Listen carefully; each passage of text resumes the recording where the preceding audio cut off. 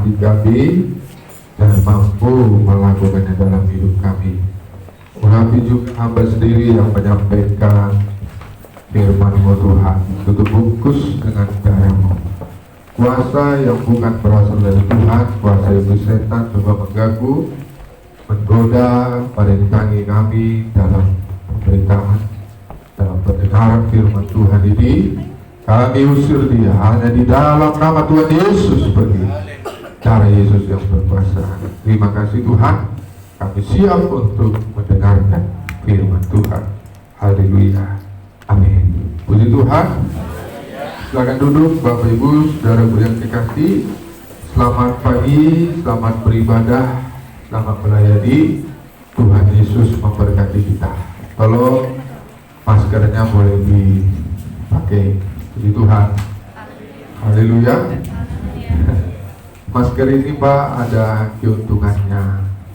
Yang pertama untuk melindungi diri dan melindungi orang lain. Kedua, menambah kegantengan dan kecantikan. Suatu ketika saya dan istri saya ke bank, istri saya bilang, cantik-cantik pegawainya ya. Enggak, karena maskernya itu gue bilang. Enggak cantik. Suatu ketika dia buka, kan? Dan cantik kan? Jadi kalau pakai masker ternyata tambah ganteng, tambah cantik. Makanya jangan buka. Puji Tuhan. Nanti nampak aslinya. Baik Bapak Ibu Saudaraku yang dikasih, itu intermezzo saja ya. Puji Tuhan. Kita akan dengarkan firman Tuhan dari Injil Matius pasal yang ke-12 ayat yang ke-38. Kita baca bersama-sama Injil Matius 12 ayat 38. Kita baca bersama-sama. 3, 2, 1 ya. Pada waktu itu berkatalah beberapa Taurat dan orang-orang Farisi kepada Yesus, Guru, kami ingin melihat suatu tanda daripadamu. Adapun tema atau topik firman Tuhan pada saat ini, pada pagi hari ini ialah bukan tanda yang dibutuhkan, tetapi keterbukaan hati.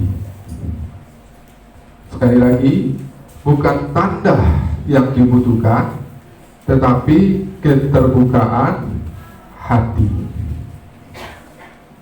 Bapak Ibu Saudaraku yang dikasihi, banyak orang berpendapat semakin banyak tanda, semakin banyak orang yakin kepada Yesus. Semakin banyak tanda, semakin banyak orang percaya kepada Yesus. Pendapat ini tidak salah. Pendapat ini benar. Namun pendapat ini tidak berlaku bagi ahli-ahli Taurat dan orang-orang Farisi. Ahli-ahli Taurat, orang-orang Farisi telah melihat tanda dari Yesus. Namun ahli-ahli Taurat, orang-orang Farisi tidak yakin kepada Yesus. Namun ahli-ahli Taurat, orang-orang Farisi tidak percaya kepada Yesus. Coba kita buka kitab kita, Matius 12 ayat 22 sampai 24. 22 sampai 24. Silakan Ibu Gembala. Demikian firman Tuhan. Ya. Kemudian dibawalah kepada Yesus seorang yang kerasukan setan. Seorang yang kerasukan setan. Terus orang itu buta dan bisu. Iya, setan itu membuat orang itu buta. Setan itu membuat orang itu bisu. Jadi setan bisa membuat buta, jadi setan bisa membuat bisu, jadi setan bisa membuat sakit penyakit bagi manusia. Ya, terus lanjutkan. Lalu Yesus menyembuhkannya. Terus sehingga si bisu itu berkata-kata dan melihat. Terus maka takjublah sekalian orang banyak itu, katanya. Terus Ia Ia ini agaknya anak Daud. Ia ini agaknya anak Daud. Ia ini agaknya Mesias. Ia ini agaknya anak Allah. Ia ini agaknya Tuhan. Terus lanjutkan. Tetapi ketika orang Farisi mendengarnya, mereka berkata, Iya, ini ahli-ahli Taurat. Orang-orang Farisi mendengarnya, mereka berkata, terus dengan Belzebul, penghulu setan, Iya. ia mengusir setan. iya.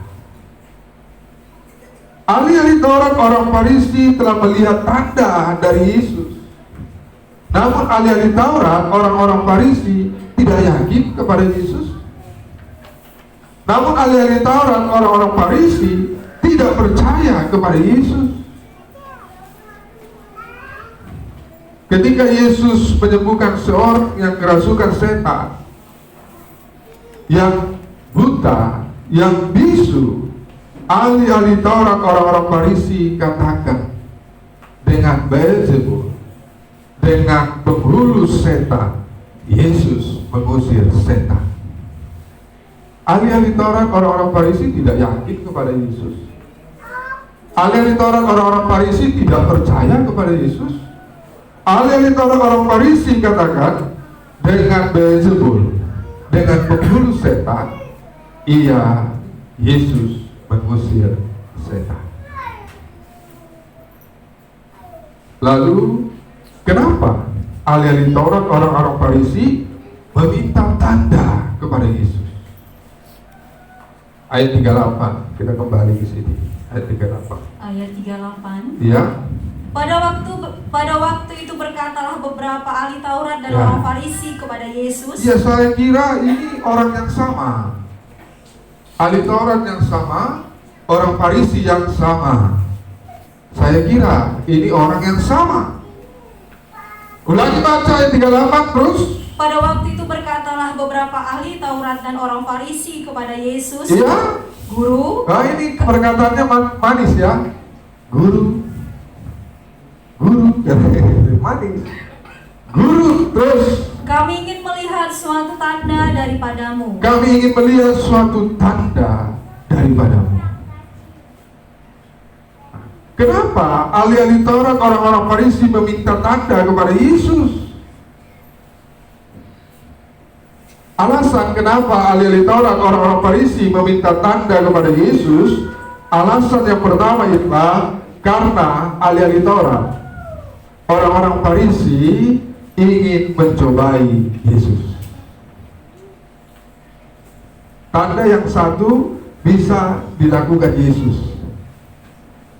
Coba tanda yang satu lagi, bisa tidak dilakukan Yesus? Kalau tidak bisa dilakukan Yesus, berarti Yesus bukan Mesias. Berarti Yesus bukan anak Allah. Berarti Yesus bukan Tuhan. Bapak Ibu Saudaraku yang kekasih, banyak orang seperti ahli-ahli Taurat ini, seperti orang Farisi ini. Oleh sebab itu saya katakan, jangan kita seperti ahli-ahli Taurat ini. Jangan kita seperti orang-orang Farisi ini. Banyak orang seperti ahli-ahli Taurat ini, seperti orang-orang Farisi ini. Tuhan, kalau tidak kau berkati aku, berarti engkau bukan Mesias. Berarti engkau bukan anak Allah. Berarti engkau bukan Tuhan. Tuhan, kalau tidak engkau sembuhkan sakit penyakitku, berarti engkau bukan Mesias. Berarti engkau bukan anak Allah.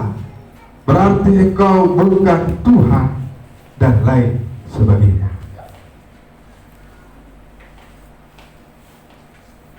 Banyak orang seperti ahli-ahli Taurat ini, seperti orang Farisi. Dengan kasih Kristus saya katakan, jangan seperti ahli-ahli Taurat ini, jangan seperti orang-orang Farisi. Banyak orang seperti ahli-ahli Taurat ini, seperti orang-orang Farisi ini. Karena ahli-ahli Taurat orang-orang Farisi ingin mencobai Yesus.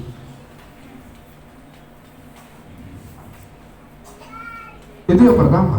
Kemudian yang kedua, kenapa ahli-ahli Taurat, orang-orang Farisi meminta tanda kepada Yesus? Yang kedua, coba dibaca ayat 38, Ibu Gembala, ayat 38. Pada waktu itu berkatalah beberapa ahli Taurat dan orang Farisi kepada Yesus, Iya, terus? Guru, Guru, kami ingin melihat suatu tanda daripadamu. kami ingin melihat suatu tanda daripadamu. Ayat yang ke-10 sampai 13. Ayat 10 sampai 13. Di situ ada seorang yang mati sebelah tangannya. Ya, di situ ada seorang mati sebelah tangannya. Terus Mereka bertanya kepadanya, ini siapa mereka ini? Mereka ini adalah ahli-ahli Taurat, orang-orang Farisi, Farisi. Mereka bertanya kepadanya, terus bolehkah menyembuhkan orang pada hari Sabat? iya, bolehkah menyembuhkan orang pada hari Sabat? Terus Maksud mereka ialah supaya dapat mempersalahkan dia. iya, maksud mereka ialah supaya dapat mempersalahkan dia, supaya dapat mempersalahkan Yesus, supaya dapat mempersalahkan dia, supaya dapat mempersalahkan Yesus. Teruskan. Tetapi Yesus berkata kepada mereka, Ya, jika seorang dari antara kamu mempunyai seekor domba, ya ada seekor domba. Terus dan domba itu terjatuh ke dalam lubang pada hari Sabat, domba itu terjatuh ke lubang pada hari Sabat. Terus tidakkah ia akan menangkapnya dan mengeluarkannya? tidakkah ia akan menangkapnya dan mengeluarkannya? Terus Bukankah manusia jauh lebih berharga daripada domba? bukankah manusia jauh lebih berharga daripada domba? Terus Karena itu boleh berbuat baik pada hari Sabat. ya, terus Lalu kata Yesus kepada orang itu, ya, ulurkanlah tanganmu. ulurkan tanganmu. Dan ia mengulurkannya. Dan ia mengulurkannya. Maka Terus pulihlah tangannya itu dan menjadi sehat seperti tangannya yang lain. iya, puji Tuhan. Haleluya. Haleluya. Alasan kenapa ahli-ahli Taurat, orang-orang Farisi meminta tanda kepada Yesus, alasan yang kedua ialah karena ahli-ahli Taurat, orang-orang Farisi ingin mencari-cari kesalahan Yesus. Bapak Ibu Saudaraku yang dikasihi, pada hari Sabat ada seorang mati sebelah tangannya. Dulu nama penyakit ini belum ditemukan. Sekarang nama penyakit ini sudah ditemukan. Nama penyakit ini ialah stroke. Tapi bukan stroke belanja. Namun stroke belanja bisa mengakibatkan stroke yang sebenarnya. Makanya hati-hati Ibu kalau belanja. Nanti bisa sebab kaget. Pada hari Sabat ada seorang mati sebelah tangannya. Ahli-ahli Taurat, orang-orang Farisi katakan kepada Yesus di ayat 10b, bolehkah menyembuhkan orang pada hari Sabat? Maksud mereka ialah supaya mempersalahkan dia. Yesus katakan kepada ahli-ahli Taurat, orang-orang Farisi, ayat 11 sampai 12, jika seorang dari antara kamu mempunyai seekor domba dan domba itu terjatuh ke dalam lubang pada hari Sabat, tidakkah ia akan menangkapnya dan mengeluarkannya? Ayat 12, bukankah manusia jauh lebih berharga daripada domba? Karena itu boleh berbuat baik pada hari Sabat. Ayat 13, lalu kata Yesus kepada orang itu, ulurkan tanganmu, dan ia mengulurkannya. Maka pulihlah tangannya itu dan menjadi sehat seperti tangannya yang lain. Puji nama Tuhan. Ahli Taurat, orang-orang Farisi tidak menemukan kesalahan Yesus. Ahli Taurat dan orang-orang Farisi tidak mendapatkan kesalahan Yesus. Karena ahli Taurat, orang-orang Farisi ingin mencari-cari kesalahan Yesus. Itulah alasan kenapa ahli Taurat, orang-orang Farisi meminta tanda kepada Yesus. Karena ingin mencobai Yesus, karena ingin mencari-cari kesalahan Yesus. Itulah alasan kenapa ahli-ahli Taurat, orang-orang Farisi ingin meminta tanda kepada Yesus. Apa akibat ahli-ahli Taurat, orang-orang Farisi meminta tanda kepada Yesus? Namun ingin mencoba Yesus, namun ingin mencari-cari kesalahan Yesus. Apa akibatnya? Apa akibatnya? Coba dibaca Ibu Gembala ayat yang 39 sampai 41. Demikian. Ya. Tetapi jawabnya kepada mereka, Ya.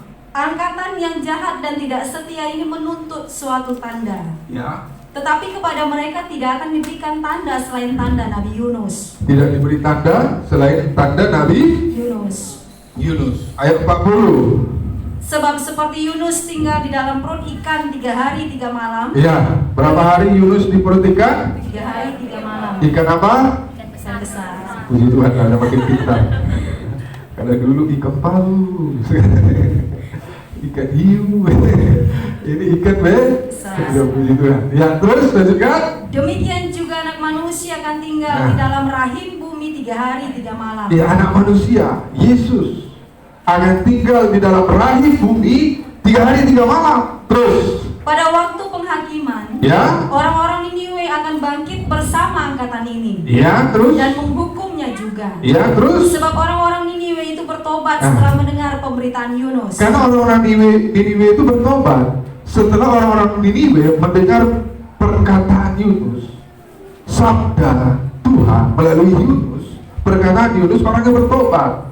Terus Dan sesungguhnya yang ada di sini lebih daripada Yunus. dan sesungguhnya yang ada di sini anak manusia, Yesus, itu lebih dari Yunus. Tak masalah lah kita baca yang 42 supaya aku kasih tahu juga. Terus ayat 42. Pada waktu penghakiman, Ya. ratu dari selatan itu akan bangkit bersama angkatan ini. Ratu dari selatan pun akan bangkit. Ini ratu selatan ini apa ini? Ratu selatan ini dia yang datang melihat Salomo. Karena dia dengar hikmat Salomo, dia datang. Bahkan begitu dia datang, dia katakan, ternyata yang saya dengar ini tidak apa-apanya daripada kenyataannya. Karena dilihat pula bagaimana pelayan Salomo menjamu mereka, bagaimana pelayan Salomo makan penuh dengan hikmat dan lain-lain. Yang saya dengar ini gak ada apa-apanya daripada yang kenyataan. Makanya Bapak Ibu Saudara, makan pun harus hikmat. Puji Tuhan. Haleluya. Haleluya. Supaya nanti dilihat orang, berhikmat rupanya. Haleluya. Haleluya. Makanya makan pun harus berhikmat. Ini saya singgung ini karena bentar lagi makan. Puji Tuhan. Harus berhikmat. Puji Tuhan. Supaya mantap. Haleluya. Iya loh, bacalah nanti itu dalam Salomo itu. Baru jangan lanjutkan terus. Dan ia akan menghukumnya juga. Ia akan menghukumnya juga terus. Sebab ratu ini datang dari ujung bumi untuk mendengar hikmat Salomo. Iya, terus. Dan sesungguhnya yang ada di sini lebih daripada Salomo. Sesungguhnya anak manusia Yesus lebih daripada Salomo. Akibat ahli-ahli Taurat, orang-orang Farisi meminta tanda kepada Yesus, namun ingin mencoba Yesus, namun ingin mencari-cari kesalahan Yesus. Akibatnya ialah ahli-ahli Taurat, orang-orang Farisi tidak diberi tanda oleh Yesus selain tanda Nabi Yunus. Bapak Ibu Saudaraku yang dikasihi, tanda Nabi Yunus itu sama dengan berbicara tentang tanda Nabi Yunus. Tanda Nabi Yunus mengandung teguran keras. Nabi Yunus 3 hari 3 malam di dalam perut ikan. Sesudah itu Nabi Yunus menegur keras kota Niniwe. Untung saja kota Niniwe sadar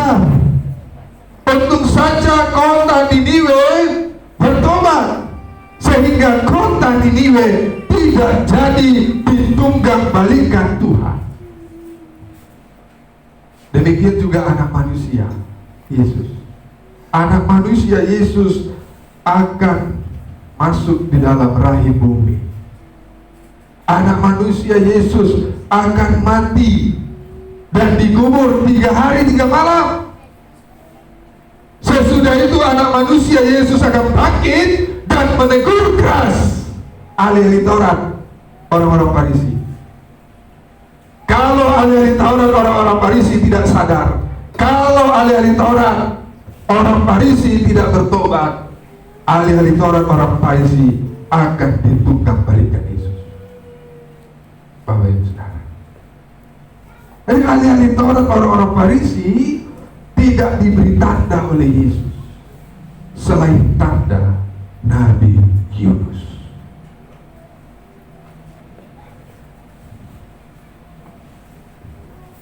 Saya mau katakan, Bapak Ibu Saudaraku yang dikasihi, bukan tanda yang dibutuhkan, tetapi keterbukaan hati. Boleh minta tanda?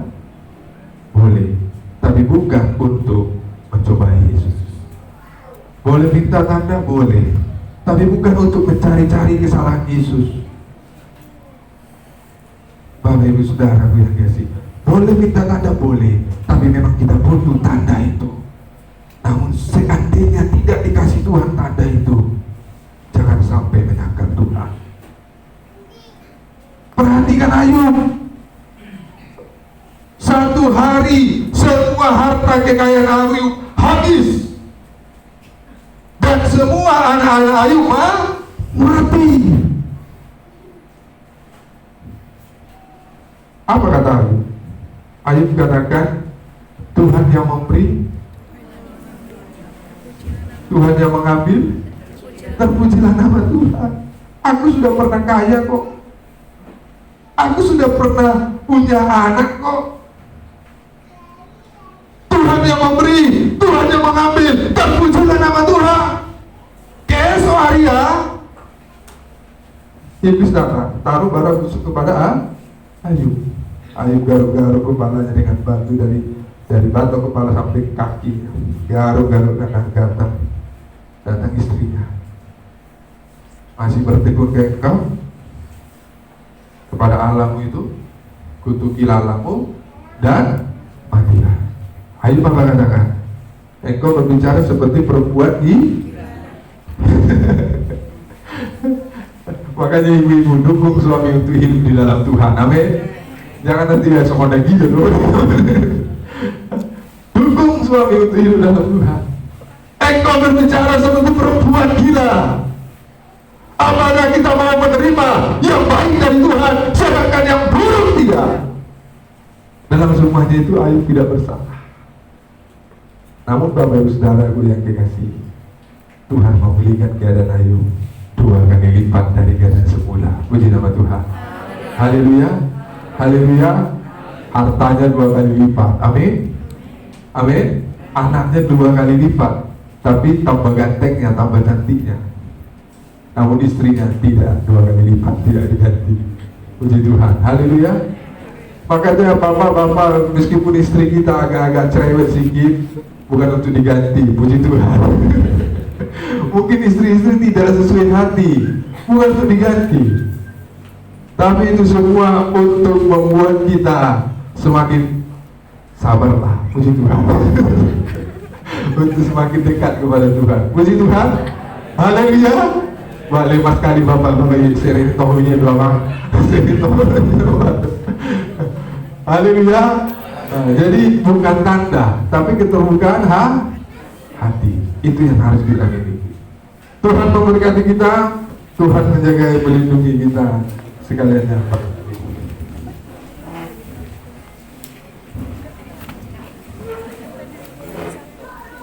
Seperti wanita mengurapimu Tuhan. Tahu ya pujian ini ya? Pemain musik, tahu ya? Tahu ya?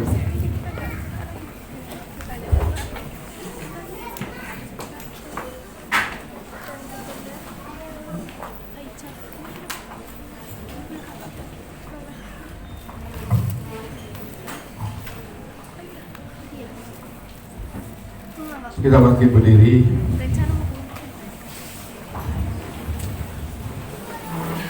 Seperti wanita mengurapi, menangis di bawah kaki-Mu Tuhan. Haleluya. Alih-alih orang-orang Farisi minta tanda karena ingin mencoba Yesus, karena ingin mencari-cari kesalahan Yesus, makanya tidak dipercayakan tanda. Selain tanda Nabi Yunus, tanda Nabi Yunus itu mengandung teguran keras. Niniwe mereka sadar dan bertobat sehingga tidak ditunggang balikan. Yesus mati dikandung dalam rahim bumi, mati di kayu salib, dan bangkit akan menegur alih-alih orang-orang Farisi.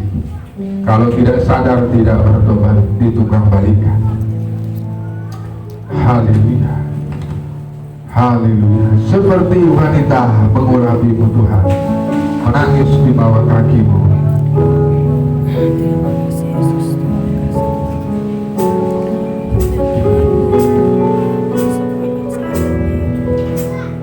Seperti wanita. Haleluya.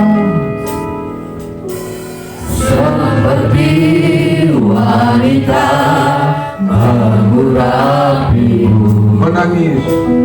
menangis di bawah kaki-Mu. Demikianlah.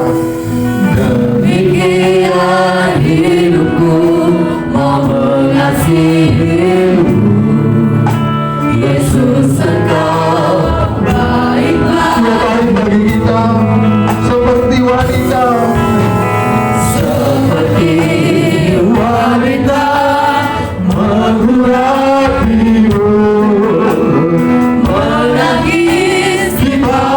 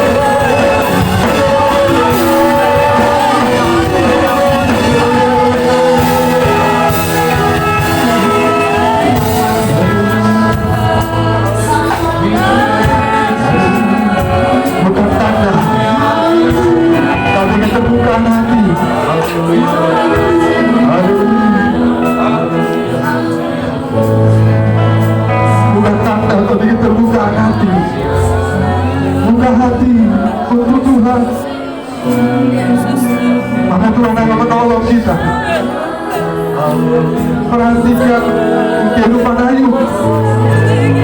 Tuhan pulihkan dia 2 kali lipat. Karena dia memiliki terbuka hati dan Tuhan. Tuhan pulihkan dia dan dia 2 kali lipat. Pada siapa yang mengangkat kedua tangannya kepada Tuhan, angkat lagi 2 tangan. Ayo katakan Tuhan yang memberi, Tuhan yang mengambil terpuji. Apakah kita mau menerima yang baik sedangkan yang buruk tidak?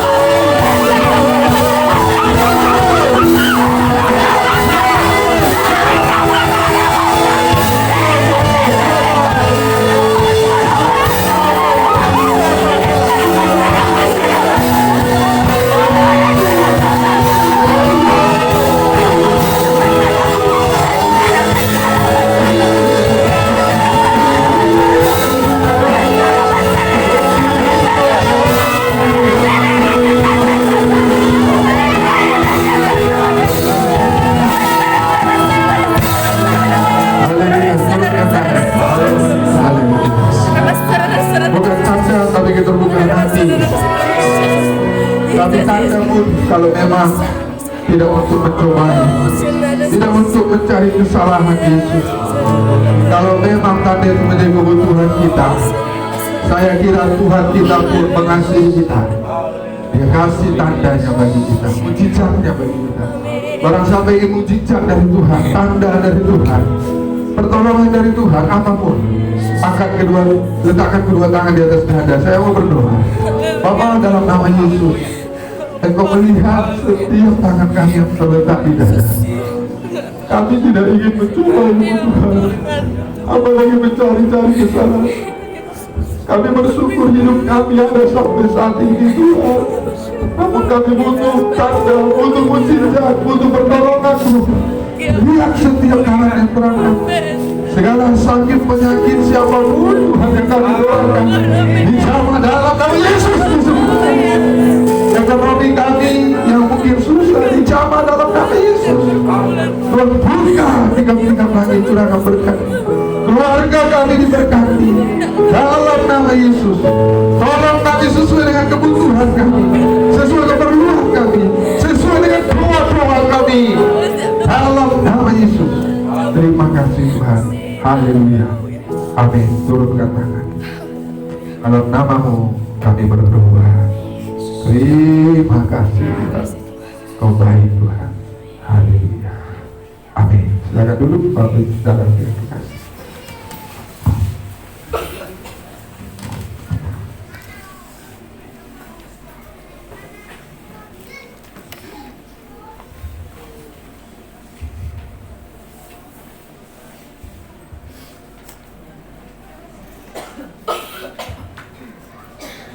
Puji nama Tuhan.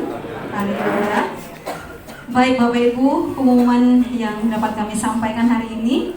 Hari Selasa ibadah kaum Bapa atau perkumpulan kaum Bapa dilaksanakan di rumah Bapak Reisi Hotang masuk jam 7:30 malam. Hari Jumat kembali kita laksanakan latihan pujian Natal gabungan. Jadi semuanya Bapak Ibu kaum muda boleh hadir jam 7 malam di gereja. Hari Sabtu ibadah kaum ibu jam 4 sore kita laksanakan di gedung saja ya Bu ya. Di gedung jam 4 sore kaum ibu, dan ibadah kaum muda di gereja masuk jam 7 malam. Hari Minggu kembali pada raja 9:30 pagi di tempat ini. Ucapan syukur dari sidang jemaat Tuhan. Ucapan syukur dari Kezia Noveriska Sibarani karena pada tanggal 28 November berulang tahun yang ke-11. Diberikan ucapan syukur kepada Tuhan 100.000. Tuhan Yesus memberkati. Ucapan syukur buat Tuhan dari keluarga Ibu Gita Sihombing diberikan 100.000. Tuhan Yesus juga memberkati. Pengumuman tambahan bagi kita Bapak Ibu. Kita ingat ini pengumuman ya, sangat spesial menurut saya. Hari Sabtu tanggal 5 Desember 2020 akan dilaksanakan pemberkatan nikah Saudara Rory Pasaribo. Ini ada undangannya bagi kita Bapak Ibu ya. Rory dan Saudari Melda Boru Sinaga. Kok berubah namanya? Bukan Roni. Ya, kalau orang kenalnya Roni, tapi di sini undangan disebutkan Melda Boru Sinaga. Ya. Masuk jam 10 pagi Bapak Ibu. Pak, jam 10? Ya, jam 10 pagi. Jam 10 pagi tanggal 5 hari Sabtu. Jangan lupa Bapak Ibu, kita seluruhnya boleh diundang, boleh hadir di tempat ini. Dan siangnya akan dilaksanakan acara adat di Aula HKBP. Pelayan-pelayan Tuhan yang bertugas adalah WL Entina Sinaga, singer Fitri Esther dan Gustina, pemain musik Douglas Elvina, Kevin dan Jerry, operator Infocus saudari kita si Hombing ya. Itu latihannya nanti bisa diatur ya. Oke. Kemudian selesai ibadah, latihan pujian Natal gabungan Bapak Ibu. Jadi kalau dihitung-hitung, kalau hanya kita latihan Jumat, waktunya sangat terbatas dan kurang. Jadi diambil kebijakan kita ambil 15-30 menit latihan seusai ibadah raya. Jadi Bapak Ibu jangan pulang dulu ya. Pujian kita udah ada, tinggal kita matangkan saja lagi. Gabungan Bapak Ibu dan kaum muda. Dan juga kami ingatkan bagi kita sekalian Bapak Ibu untuk memberikan persembahan gerakan 1000 kita per bulan. Ini soalnya sudah bulan November dan akan masuk Desember akhir tahun. Jadi mari kita berikan setiap kewajiban kita sebagai jemaat Tuhan di tempat ini. Kalau mungkin ada keraguan bulan berapa ya saya belum bulan berapa ya saya sudah, boleh nanti dikonsultasikan kepada Ibu Bendahara, Ibu Jembatan Simanjunta. Ya. Udah ada. Ya Bapak Ibu sudah ada ditempelkan di depan di papan mading nama-nama kita sedang jemaat Tuhan yang belum memberikan gerakan 1000 per bulannya. Boleh nanti dibaca di depan. Demikian yang dapat kami sampaikan Bapak Ibu. Kita akan memberikan ekstra kolektor untuk pekerjaan Tuhan sambil persembahan dijalankan, kita angkat pujian. Apa yang tak pernah dilihat mata, Tuhan sediakan bagi kita. Haleluya.